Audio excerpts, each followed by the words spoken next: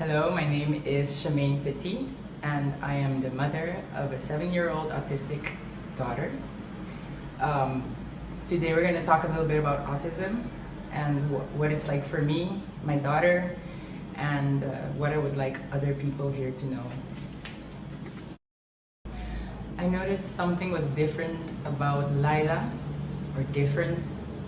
I kind of noticed something was similar to how I am right after her first birthday.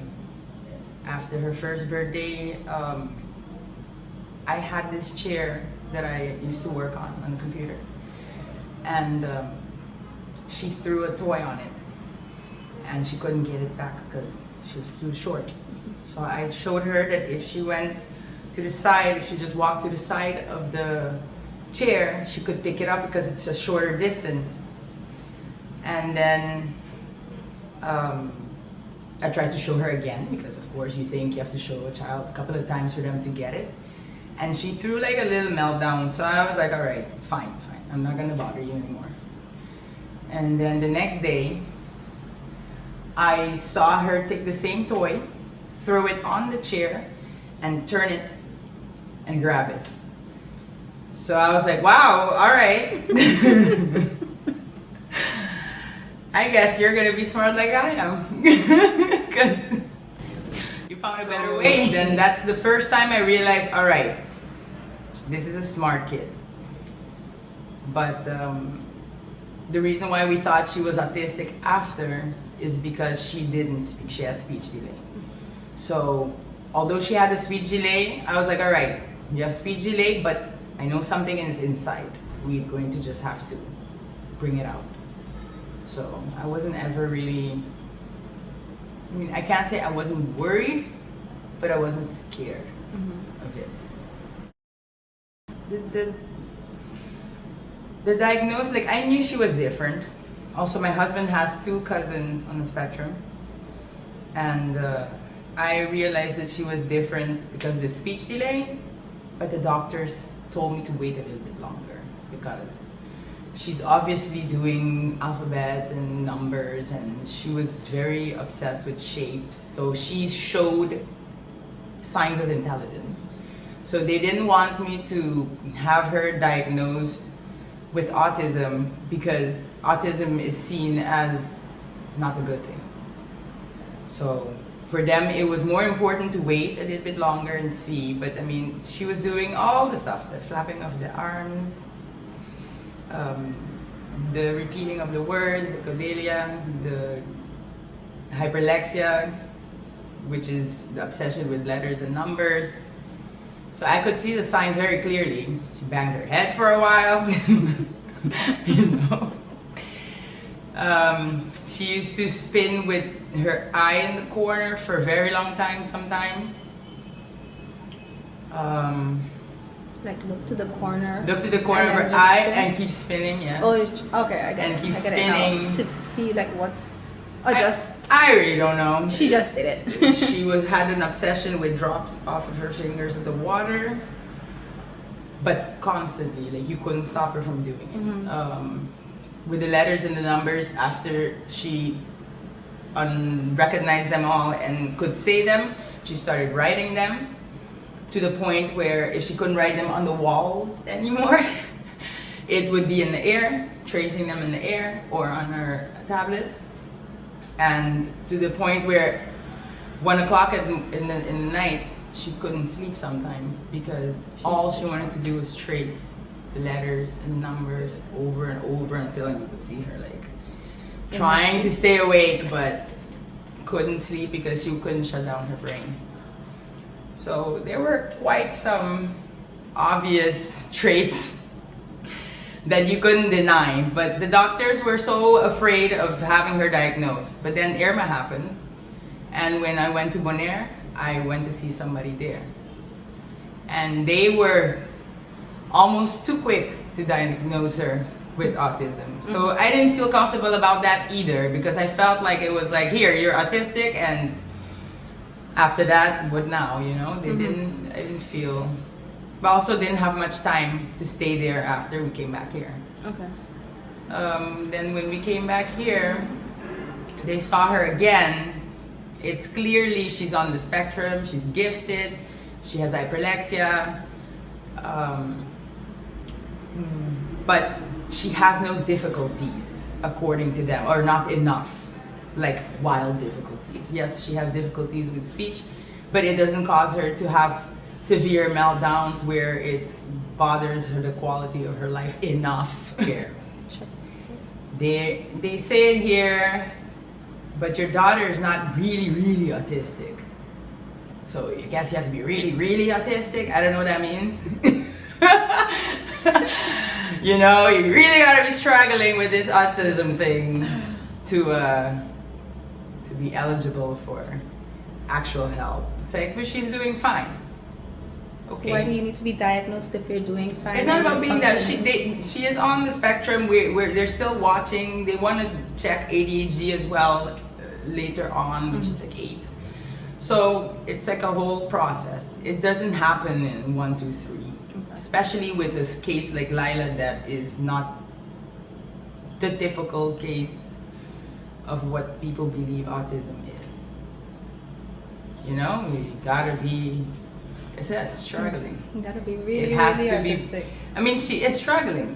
Of course she's struggling. But because she has the gifted part, it kind of like levels out her struggles, which is kind of unfair to say that she has no struggles. Yeah. You know, yes, she can't tell a story, but she can read. So by reading, which is what she's going to have to be able to do now, is learning how to read, and she taught herself how to read, right? But then she won't be able to tell you a story because the words just don't come together in her head to express herself properly. And I think that should be enough to merit more attention, and they don't. The support medically, I felt that and still feel that it should be much better. The problem that I have right now is the last time I got her to see a doctor again, and they went through different tests and stuff like that. They agreed that she has hyperlexia. They agreed that she's gifted, but to be able to get that appointment, I had to go through like a nurse first. And that nurse continued to ask me what was wrong with her, what was her difficulties. And I was like, I don't see her having particular, I mean, her speech is a difficulty, but it doesn't stop her from getting where she wants to get. It delays her, but it's not stopping her. So I don't want to use these type of words in front of my daughter. What's wrong with her? What is she? Yeah. You know, all you're looking for is defects in my child. And autism isn't only about defects. So when a child has a defect, which is her speech delay, and has all these other things that balances it out, I'm not going to pretend that that one defect is the thing that we have to keep emphasizing. Yeah. So I didn't want to admit that she has, not admit that she has a disability. She has a disability, obviously, we know this, but not that it was wrong. You know, because you can be disabled and use your disability to push through and get stronger, to grow despite your disability. Or you can think of it as something that's going to automatically make you fail. So I have to watch the words I use around my child because I want her to understand that yes, you can't talk that great yet, and you have to work double as hard to get to where you are. But look, you have to work double as hard. Imagine if you didn't have to work double as hard. How much better you would be. So you should be very proud of yourself for what you're achieving at this moment despite your disability. Right? So this is the mindset I have with my child. So going in the medical, field, and everybody is constantly trying to make me tell them what's wrong with my kid for them to give her a diagnosis. And I'm like, no, I'm not gonna do that. So what happened was that the lady told me if I cannot give her something that's wrong with my child, she's not able to give me an appointment right now because of COVID. And children that have actual autism, I guess, real autism, come first, which I also understand, right? But between all of that, Lyla was playing, and because of COVID, she started playing with too many things a little bit. So then the lady was like, can you please ask her not to play with all of it, because I have to go and disinfect everything afterwards. So I told her, well, if you give her some paper and some pencils, she'll sit right there and draw. And the drawing that she drew, we left it there. And the lady put it in the file. And when the doctor saw that drawing, he wanted to see her. If it wasn't for that drawing, we would have never had an appointment. And it was a positive drawing. Yeah. You know, numbers everywhere, in like, I don't know what it was exactly, like shapes and numbers all over the place. And he was like, is this all she draws? Not always, but a lot. A lot of numbers and letters and things like that. Little designs that are stuck together and numbers again. Very, very, I don't know what she's thinking about, but so he was like, she's a very special type of child. I want to see her. So then they saw her. But then again, with COVID, I guess, I don't have any reports. Like, I've never received the final report from all the stuff we did. So I don't understand that. Now we have to call and ask again, hey guys, are we ever going to see what the results were of all of the stuff we came and did with Lyla? I think that's a little annoying and frustrating. Yeah, to be back and forth. You know, so for you to have to constantly be pushing because your kid isn't autistic enough for them. That's just not fair. No. Because if I can understand how she works and what her strengths are, I can continue to use those strengths to pull her out of where she's not strong. That's how I did the talking. You can see in my house, my walls are fully Words. covered with letters, numbers, pictures, shapes. The other house where we lived before as well, everywhere. Full of drawings. Her favorite thing was how you call it, going through all the colors with her chalk and yelling them out and just making like a little smudge.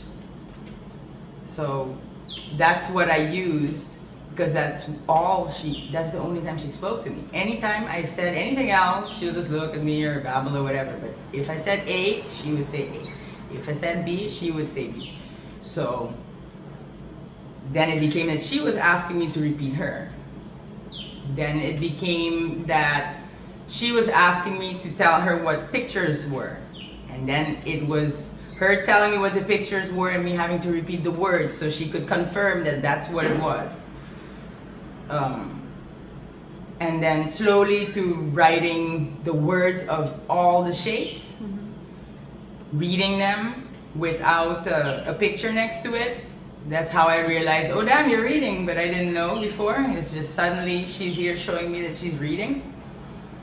And, you know, these are not bad things, but they're different. They're different. Right? But if they're different, I don't know what they really are. I would like to have an explanation. I think I deserve an explanation. And that is what's wrong, I find, with the medical system when it comes to autism. Here. No, actually everywhere. It's everywhere? Yes, because they still, everywhere they'll still see Lyla and say, well, she doesn't look autistic, which is a very ignorant comment to make because you can't see what's inside the brain. Just like depression, just like anxiety, just like bipolar. Like you can't see. It's a behavior. It's a different type of behavior. Exactly. It should be not just like bipolar, for example. Bipolar people have a much lower, let's say their glass is not half empty, it's almost full most of the time. So they're triggered easier. But then again, when they're in their nice state, they're also in a very nice state. They're also super nice. So bipolar is not just a crazy person that flips. It's also a super nice person. So why do we always only see the bad part? I don't understand that. You could help a person have better self-esteem and better control over their mental health and what's wrong with them, how they work, how their brain works, by accepting your flaws, using your positives to balance it out. For example, if you're bipolar and I'm easily triggered at this moment, I feel like I'm going to get very overwhelmed. My friends should be able to understand that I might have said yes, that I'm coming to this thing tonight, but if I come, It won't be good. it's not going to be good for me. But when I can, I'm going to be the best thing out there, you know? Your best friend, and so you need to be able to have compassion with people. And being a person that is different should be accepted, not this autism awareness or bipolar awareness or ADHD awareness. You need to be accepted. When you're accepted, you have better self-esteem. From better self-esteem, the flaws will flourish. But if you're constantly reminded about everything that's bad and bad and bad, where are you going to ever build self-esteem? How? That is, yeah. I 100% agree with that.